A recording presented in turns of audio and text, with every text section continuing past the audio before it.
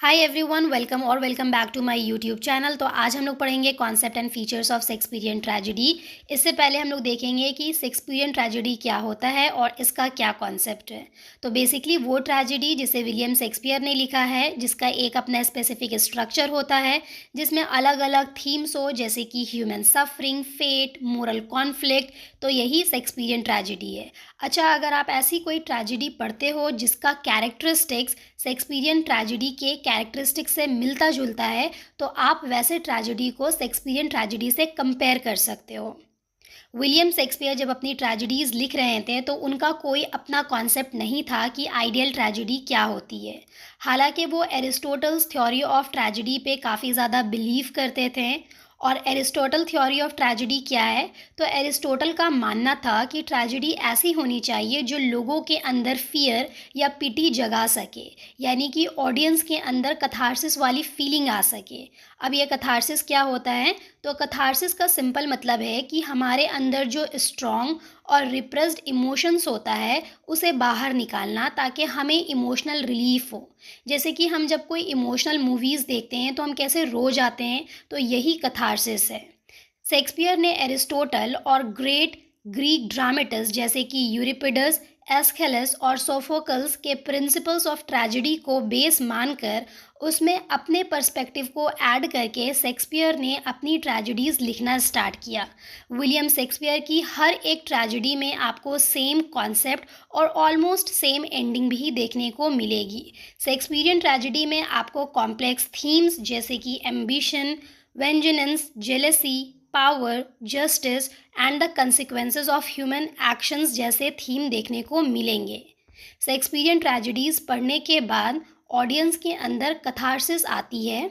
अगर एग्जाम्पल्स की बात करें तो एग्जाम्पल्स है शेक्सपियरियन ट्रेजेडीज़ का Hamlet, Macbeth, King Lear, Othello, Romeo and Juliet.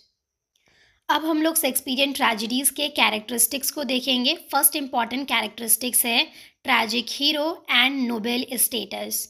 Aristotle का मानना था कि एक ट्रैजिक हीरो हाई फेम और फ्लोरिशिंग प्रॉस्पेरिटी का होना चाहिए, और यही चीज़ आपको शेक्सपियर के ट्रेजेडी में भी देखने को मिलेगी। शेक्सपियर के हीरो हाई फेम के होते हैं, they are not ordinary people, और जब इनका डाउनफॉल होता है तो ये ट्रैजिक हीरो बन जाते हैं।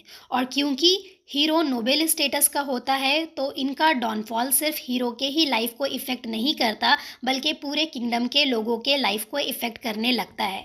जैसे कि अगर हम लोग एग्जाम्पल देखें तो हैमलेट ड्रामा में जो हैमलेट होता है वो एक प्रिंस होता है, मैकबेथ एक स्कॉटिश जनरल होता है, और किंग लियर ब्रिटेन का किंग होता है। और जब इनका डाउनफॉल होता है तो ये काफ़ी ज़्यादा ट्रैजिक लगता है, और हीरोज़ के द्वारा की गई मिस्टेक्स भी काफ़ी ज़्यादा डिवास्टेटिंग लगती है।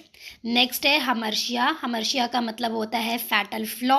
अभी हम लोग बात कर रहे थे कि ट्रैजिक हीरोज़ का डाउनफॉल आता है, पर ये डाउनफॉल आता कैसे है? तो ये डाउनफॉल हीरो के अंदर के जो कैरेक्टर डिफेक्ट होते हैं उसी के वजह से डाउनफॉल आता है। अच्छा, अब ये जो डिफेक्ट होता है ना, ये कोई इविल डिफेक्ट नहीं होता है, ये एक नेचुरल ट्रेट होता है। लेकिन अगर ये ट्रेट एक्सट्रीम लेवल पे चला जाए तो हीरो के लाइफ में डाउनफॉल आता है। शेक्सपियर फैटल फ्लॉ को इस तरह से प्रेजेंट करते हैं ताकि ऑडियंस को रिलेट कर पाए और समझ पाए कि उनके अंदर भी फैटल फ्लॉ हो सकता है, और यही चीज़ शेक्सपियर के ट्रेजेडी को यूनिवर्सल बनाती है। फॉर एग्जाम्पल, अगर हम बात करें हैमलेट ड्रामा की, तो हैमलेट का फैटल फ्लॉ होता है indecisiveness and procrastination. Hamlet seems to be very confuse and procrastinate. उसको अपने अंकल किंग क्लॉडियस से बदला लेना होता है, क्योंकि किंग क्लॉडियस ने उसके बाप को मारा था। लेकिन हैमलेट इस काम को करने में बहुत ज़्यादा प्रोक्रास्टिनेट करता है और प्रॉपर डिसीजन नहीं ले सकता, and ultimately toward the end of the drama many character dies and Hamlet dies also. दूसरा एग्जाम्पल देखेंगे मैकबेथ का। मैकबेथ का फैटल फ्लॉ होता है अनचेक्ड एम्बिशन। अब एम्बिशियस होना अच्छी बात होती है, लेकिन मैकबेथ जो है वो एक्सट्रीम लेवल का एम्बिशियस होता है, और इसी एम्बिशन के कारण वो डंकन का मर्डर कर देता है। तीसरा एग्जाम्पल हम लोग देखेंगे ओथेलो का। ओथेलो का फैटल फ्लॉ होता है उसकी खुद की इनसिक्योरिटी और जेलेसी, और जब इयागो नाम का कैरेक्टर उसको मैनिपुलेट करता है तो वो अपनी वाइफ डेस्डेमोना का ही मर्डर कर देता है। नेक्स्ट इंपॉर्टेंट कैरेक्टरिस्टिक्स है internal and external conflict. Shakespeare के हर ट्रेजेडी में आपको कॉन्फ्लिक्ट देखने को मिलेगा, लड़ाई झगड़ा टेंशन, और ये कॉन्फ्लिक्ट दो तरह का होता है, internal and external. Internal conflict तब होता है जब हीरो खुद के थॉट इमोशन और मोरल डिलेमा से फाइट करता है, और एक्सटर्नल कॉन्फ्लिक्ट तब होता है जब हीरो किसी दूसरे कैरेक्टर या फिर सोसाइटल फोर्सेस से फाइट करता है। एग्जाम्पल्स देखते हैं, जैसे कि हैमलेट। हैमलेट जो है उसको अपने अंकल किंग क्लॉडियस को मारना होता है, लेकिन वो हर बार अपने ही मोरल डिलेमा में कंफ्यूज हो जाता है और सोचता है कि क्या ये करना जस्टिफाइड होगा। तो क्योंकि उसके अंदर एक इंटरनल कॉन्फ्लिक्ट चल रहा है, तो इसलिए ये इंटरनल कॉन्फ्लिक्ट में आएगा। वहीं अगर एक्सटर्नल कॉन्फ्लिक्ट की एग्जाम्पल देखें हैमलेट में, तो अंकल किंग क्लॉडियस जो होते हैं वो हैमलेट के फादर को इसलिए मारते हैं क्योंकि वो खुद एक किंग बनना चाहते हैं। तो ये जो कॉन्फ्लिक्ट है वो पॉलिटिकल एक्सटर्नल कॉन्फ्लिक्ट है। वहीं अगर एग्जाम्पल देखें ड्रामा किंग लियर की, तो किंग लियर में क्या होता है, किंग लियर का जो स्ट्रगल होता है अपनी बेटियों के साथ, वो प्रेजेंट करता है पर्सनल और पॉलिटिकल टर्मोइल को, यानी कि इंटरनल और एक्सटर्नल कॉन्फ्लिक्ट को। किंग लियर जो होते हैं वो कॉर्डेलिया के लॉयल्टी को नहीं समझ पाते हैं, और उनका जो मिसप्लेस्ड ट्रस्ट होता है अपनी बेटी जॉनेरिल और रीगन पे, वो रीज़न बन जाता है उनके डॉनफॉल का। नेक्स्ट इम्पॉर्टेंट कैरेक्टरिस्टिक्स जो है वो है सुपर नेचुरल एलिमेंट्स। शेक्सपियर अपने ट्रेजेडीज़ में सुपर नेचुरल एलिमेंट्स डालते हैं ताकि एक डर का एटमॉस्फेयर क्रिएट किया जा सके, और साथ ही साथ ये सुपर नेचुरल एलिमेंट्स प्लॉट को आगे बढ़ाने में भी हेल्प करते हैं। ये सुपर नेचुरल एलिमेंट्स वार्न करते हैं हीरो को कि आगे क्या हो सकता है। ओवरऑल ये हीरो के फेट और उनके डेस्टिनी को शेप करते हैं। एग्जाम्पल देखें तो मैकबेथ में क्या होता है, 3 विचेस आती है और मैकबेथ के सामने प्रिडिक्ट करती है मैकबेथ का राइज और फॉल। उसी तरह हैमलेट में क्या होता है, हैमलेट के फादर का गोस्ट हैमलेट के सामने आता है और उसे सारी सच्चाई बताता है और कहता है कि तुम्हें इस मर्डर का बदला लेना होगा। वहीं जूलियस सीजर में क्या होता है, सूदसेयर आते हैं और सीजर को आकर के वार्न करते हैं, be aware the ideas of March, यानी मार्च के 15 तारीख को तुम अवेयर होना, क्योंकि इस दिन तुम्हारा एसेसिनेशन हो सकता है। तो क्या है कि ये डेस्टिनी और फ्यूचर को प्रिडिक्ट भी कर रहे हैं सुपर नेचुरल एलिमेंट्स। और जैसे कि सूदसेयर हो गया, गोस्ट हो गया, 3 विचेस हो गया, ये सारा चीज़ जो है वो सुपर नेचुरल एलिमेंट्स को दिखाता है। नेक्स्ट इंपॉर्टेंट कैरेक्टरिस्टिक है रिवर्सल ऑफ फॉर्च्यून, जिसे हम पेरिपेशिया के नाम से भी जानते हैं।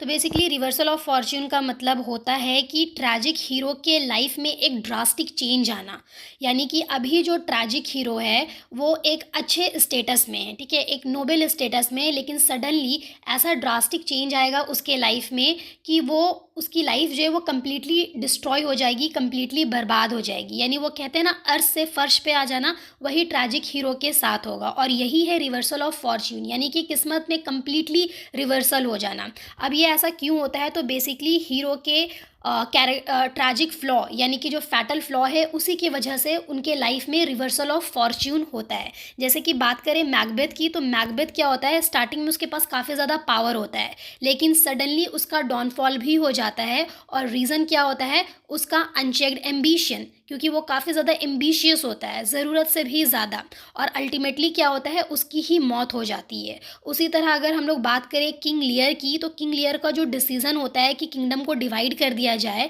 ये भी उसके फॉल का रीज़न बन जाता है, और आखिरकार में क्या होता है, उसकी पावर चली जाती है, उसकी सैनिटी चली जाती है, और आखिर में उसकी ज़िंदगी भी चली जाती है। ये रिवर्सल जो है वो काफ़ी ज़्यादा इम्पॉर्टेंट होता है, क्योंकि ये रिवर्सल ऑफ फॉर्च्यून दिखाता है कि किस तरह से हीरो जो है वो काफ़ी ज़्यादा वल्नरेबल होते हैं, और साथ ही साथ जो फेट है, यानी कि जो किस्मत है, वो काफ़ी ज़्यादा अनप्रिडिक्टेबल होती है, उसे कोई प्रिडिक्ट नहीं कर सकता। नेक्स्ट इंपॉर्टेंट कैरेक्टरिस्टिक्स है कथारसिस। कथारसिस को हम लोगों ने ऑलरेडी डिस्कस किया कि कथारसिस का मतलब होता है हमारे अंदर का जो इमोशन है, जो रिप्रेस्ड इमोशन है, उसे बाहर निकालना, ताकि हमें इमोशनल क्लिनजिंग हो, यानी कि हमें इमोशनल रिलीफ मिले।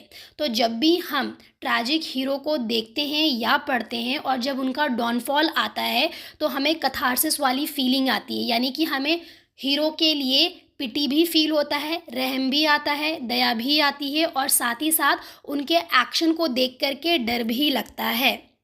ये जो शेक्सपियर के ट्रेजेडी में कथारसिस होता है ना, ये हमें एहसास दिलाता है कि ह्यूमन का नेचर क्या हो सकता है और किस तरह से हमें मोरल चॉइसेस करनी चाहिए, या फिर जब हम कोई एक्शन लेते हैं तो उसका क्या क्या कंसिक्वेंसेस हो सकता है। जैसे कि ओथेलो ड्रामा की बात करें, तो जब हम ओथेलो को पढ़ते हैं या फिर उसके वो ड्रामा जब हम लोग देखते हैं तो हमें दोनों फीलिंग आती है। पिटी भी होता है ओथेलो के जेलिसी को लेकर के, और दूसरा हमें डर भी लगता है ये देख करके कि किस तरह से ओथेलो का जो इमोशन है वो उसी के डिस्ट्रक्शन का रीज़न बन रहा है। हमारा नेक्स्ट इंपॉर्टेंट कैरेक्टरिस्टिक्स है पोइटिक जस्टिस। पोइटिक जस्टिस का मतलब होता है when good is rewarded and evil is punished. मतलब कि अच्छे के साथ अच्छा होना और बुरे के साथ बुरा होना। लेकिन कभी कभी आपको शेक्सपियर के ट्रेजेडी में पोइटिक जस्टिस देखने को मिलेगा, कभी कभी देखने को नहीं मिलेगा। ओवरऑल हम बात करें तो Shakespeare's tragedy offer no solution to the conflict between good and evil. जैसे कि हैमलेट ड्रामा में जो प्लोनियस और क्लॉडियस का डेथ होता है, इससे देख करके ये पता चलता है कि यहाँ पे पोइटिक जस्टिस हो रही है। लेकिन वहीं हैमलेट और ओफिलिया के डेथ को देख करके लगता है कि पोइटिक जस्टिस सर्व नहीं की गई है। अगर हम बात करें ओथेलो की, तो ओथेलो जो होता है वो अपनी इनोसेंट वाइफ डेस्डिमोना का मर्डर कर देता है। तो यहाँ से भी देख के पता चलता है कि पोइटिक जस्टिस जो है वो कम्प्लीटली एब्सेंस है। अगर हम बात करें मैकबेथ ड्रामा की, तो मैकबेथ में क्या है कि पोइटिक जस्टिस कम्प्लीटली दिखाया गया है। कैसे? क्योंकि मैकबेथ जो होता है वो बहुत सारे लोगों का मर्डर करता है, इंक्लूडिंग डंकन। अपनी लालच की वजह से बहुत सारे लोगों का मर्डर करता है, लेकिन आखिरकार ड्रामा के एंड में मैकबेथ का खुद मर्डर हो जाता है। और ये मर्डर कौन करता है? मैकडफ। तो यहाँ पे हम लोग कह सकते हैं कि कम्प्लीटली पोइटिक जस्टिस अचीव किया गया है। हमारा नेक्स्ट इंपॉर्टेंट कैरेक्टरिस्टिक है कॉमिक रिलीफ। अब जैसा कि नाम से ही पता चल रहा है कि कुछ ना कुछ कॉमिकल एलिमेंट होंगे। अब जो शेक्सपियर थे वो अपने ड्रामा में, अपने ट्रेजेडीज़ में कॉमिक रिलीफ ऐड किया करते थे, ताकि जो ट्रैजिकल इन्वायरमेंट क्रिएट किया है उन्होंने, उससे थोड़ा लाइट अप किया जा सके। हालांकि हमने शुरू से देखा कि जो विलियम शेक्सपियर है वो ग्रीक ड्रामेटिस्ट को काफ़ी ज़्यादा फॉलो करते थे, लेकिन ग्रीक और रोमन राइटर्स जो थे वो कभी भी अपने ट्रेजेडीज़ में कॉमिक रिलीफ का यूज़ नहीं करते थे, लेकिन शेक्सपियर करते थे। जैसे कि अगर हम लोग एग्जाम्पल देखें तो हैमलेट में जो ग्रेव डिगर सीन है ये काफ़ी ज़्यादा पॉपुलर है, और ये इसलिए ऐड किया गया है ताकि ऑडियंस को कॉमिक रिलीफ मिल सके। उसी तरह से किंग लियर में जो डायलॉग है the fool is smarter than the king, ये भी कॉमिक रिलीफ के लिए यूज़ किया गया है। हमारा नेक्स्ट इम्पॉर्टेंट कैरेक्टरिस्टिक है डेथ एंड ट्रैजिक एंडिंग। अब ये बहुत ऑब्वियस है क्योंकि हम ट्रेजेडीज़ पढ़ रहे हैं, तो इसमें डेथ होगी, ट्रैजिक एंडिंग होगी। और ट्रेजेडी में क्या होता है कि हीरो के साथ साथ और भी अदर कैरेक्टर्स जो होते हैं उनका भी डेथ हो जाता है। और ये डेथ जो है वो प्राइमरली एक रीज़न की वजह से होता है, और वो है हीरो का ट्रैजिक फ्लॉ। हीरो के ट्रैजिक फ्लॉ की वजह से ऐसे ऐसे एक्शंस होते हैं कि अल्टीमेटली बहुत सारे कैरेक्टर्स जो है वो मर जाते हैं। For example drama Romeo and Juliet में दोनों लवर का डेथ हो जाता है, और रीज़न होता है फैमिली का डिस्ट्रक्टिव पावर, और जो जल्दबाजी में एक्शन ली जाती है उसके वजह से रोमियो और जूलियट दोनों मर जाते हैं। वहीं बात करें मैकबेथ की, तो मैकबेथ ड्रामा में भी आपने देखा होगा कि लास्ट में मैकबेथ जो है वो मर जाता है, और इसका मेन रीज़न यही होता है कि मैकबेथ जो होता है वो काफ़ी ज़्यादा एम्बिशियस होता है, काफ़ी ज़्यादा ग्रिडी होता है। और जैसे ही मैकबेथ मरता है तो स्कॉटलैंड का कोई और किंग बन जाता है और सब कुछ फिर से नॉर्मल हो जाता है। तो ये चीज़ दिखाता है कि मैकबेथ जो है वो अपनी मौत का खुद जिम्मेदार था। और वहीं बात करें हैमलेट ड्रामा की, तो हैमलेट ड्रामा में भी बहुत सारे कैरेक्टर्स मरते हैं। टोटल 8 डेथ होता है, including the death of Hamlet. अच्छा, तो आज का टॉपिक हमारा यहीं पे कंप्लीट होता है, और अगर हम कंक्लूड करें तो ये कह सकते हैं कि शेक्सपियरियन ट्रेजेडीज़ में बहुत सारे फीचर्स होते हैं, जैसे कि fatal flaw of hero, internal external conflict, supernatural element, tragic reversal of Fortune, फिर ट्रैजिक हीरो का डाउनफॉल होता है, उसकी डेथ होती है, और साथ ही साथ ऑडियंस में एक कैथारसिस वाली फीलिंग भी जगती है। यहाँ पे अलग अलग थीम्स को भी एक्सप्लोर करते हैं शेक्सपियर, और साथ ही साथ अपने ट्रेजेडी के थ्रू शेक्सपियर ये दिखाना चाहते हैं कि ह्यूमन का क्या नेचर होता है और किस तरह से हमें बड़ा सोच समझ करके डिसीज़न लेना होता है। अगर हम सोच समझ करके डिसीज़न नहीं लेते हैं तो उसके कॉन्सिक्वेंसेस जो हैं वो काफ़ी बुरे भी हो सकते हैं, और कभी कभी इतने बुरे हो सकते हैं कि it is nearly impossible to go back. I hope you like the video. Please share, subscribe and like. Thank you so much for watching and listening.